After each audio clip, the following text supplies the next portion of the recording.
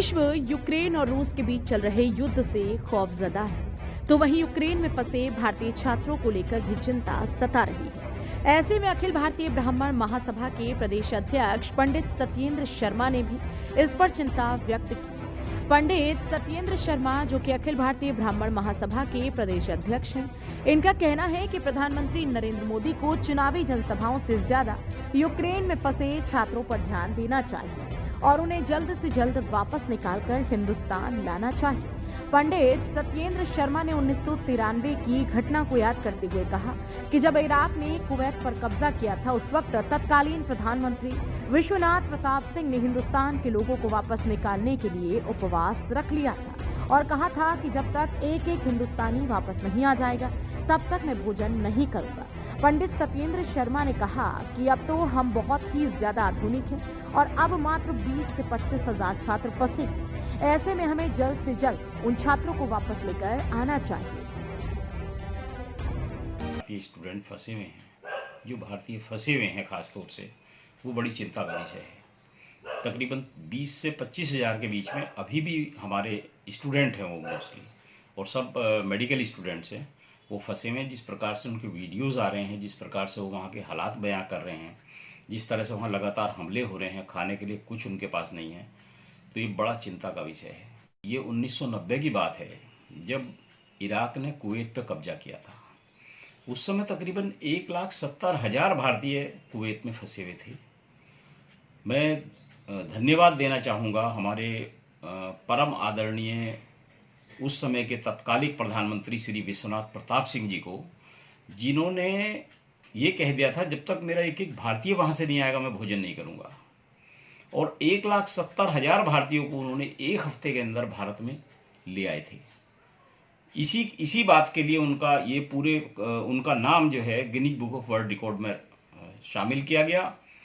और उन्होंने उस दिन ये बताया कि हाँ, भारतीय मेरा कहीं भी है तो हम उसके लिए पूरी तरह से चिंतित हैं। इस समय पे तो सिर्फ 20,000 हैं। ये तो 1990 का मामला था। अब तो हम 2022 में बैठे हैं। लेटेस्ट टेक्नोलॉजी, इतने प्लेन हमारे पास है, इतनी फर्स्ट क्लास हमारी इंडियन एयरफोर्स है, सारी चीज़ें हैं, उसके बाद हम नहीं ला पा रहे। उधर हमारा रूस से भी अच्छे संबंध हैं, यूक्रेन से भी अच्छे संबंध हैं।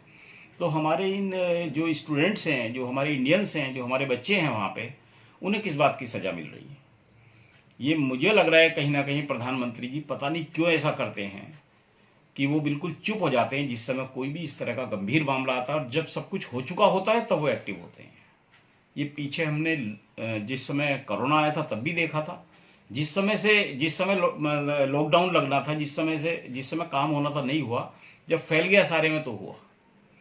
ये बिल्कुल गलत है, ऐसा नहीं करना चाहिए।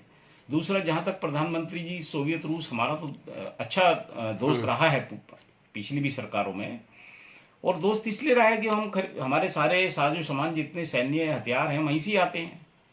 रूस को भी बिजनेस मिलता है, वो अच्छा मित्र है, उसका फ़ायदा उठा के, क्योंकि खार्किव से जो रूस की सीमा है वो मुश्किल से 10 या 15 किलोमीटर है, 20 किलोमीटर है। हमारे सारे बच्चे कीव से और खार्किव में फंसे हुए हैं। अगर इनकी मित्रता वहाँ है तो वहाँ से तो बहुत आराम से निकल सकते हैं। उन्हें वहाँ की जगह तकरीबन 1000 किलोमीटर की दूरी पार करके जब बॉर्डर तक आना पड़ रहा है, रोमानिया बॉर्डर और जितने भी और चेचन्या और जितने भी बॉर्डर्स हैं वहाँ आना पड़ रहा है, ऐसा क्यों?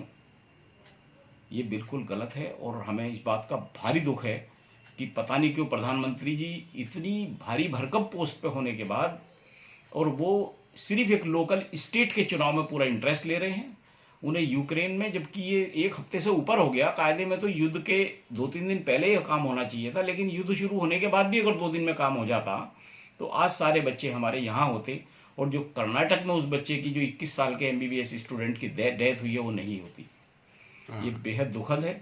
ऐसा इस सीट पर बैठने के बाद नहीं होना चाहिए। और मैंने कहीं ना कहीं ये महसूस किया, पता नहीं क्यों, ये मेरा व्यक्तिगत बात है, कि भारी भरकम पोस्टों पर पारिवारिक लोग बैठने चाहिए। बेटे का दर्द क्या होता है, जिसका बच्चा वहाँ फंसा हो उसका दर्द क्या होता है, वही महसूस करता है। क्योंकि बिल्कुल चिंतित से ही नहीं लग रहे प्रधानमंत्री जी, कोई डायलॉग ही उनका आज की तारीख में नहीं है। Bureau report, express news, Amroha.